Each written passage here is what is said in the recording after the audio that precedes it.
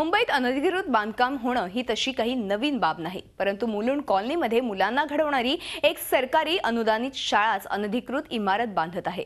धक्कादायक म्हणजे या अनधिकृत इमारत मुलुंड कॉलनीतल्या दशमेश पब्लिक स्कूल प्रशासन शाळेसाठी 4 मजली इमारत बांधत आहे, परंतु या बांधकामासाठी आवश्यक असणारी कुठलीही परवानगी शाळा प्रशासनानं महापालिकेकडून घेतलेली नाही।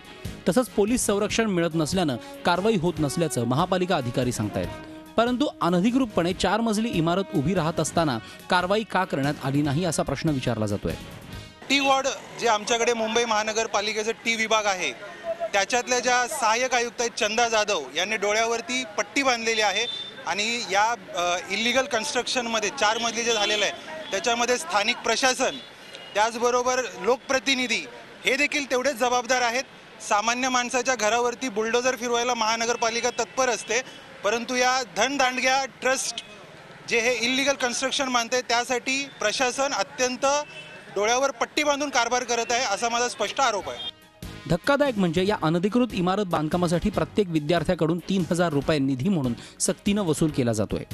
मेरे को सैलरी है 9000 रुपये, अब मेरे 3 बच्चे वहाँ पे।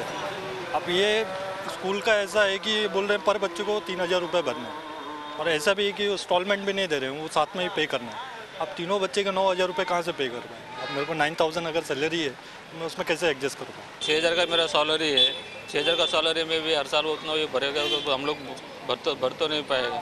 हो सकता है ज़्यादा से ज़्यादा कंसेशन करेगा, हाँ, तो हम लोग उनसे 1500 रुपये तक हम लोग भर सकते हैं, उसके आगे हम लोग भर नहीं सकते।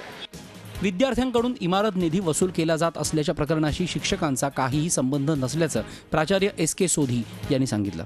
म्हणजे सरकारी अनुदानित या शाळेचं मॅनेजमेंट हा निधी वसूल करत असल्याचं सांगितलं जातंय। एक तर अनधिकृत बांधकाम, वरून त्या बांधकामासाठी विद्यार्थ्यांकडून सक्तीची पैसा वसुली, परंतु ज्यांनी हे रोखायला हवं ते BMC आणि राज्य सरकारमधील शिक्षण विभागाचे अधिकारी मात्र याकडे जाणीवपूर्वक दुर्लक्ष करतायत।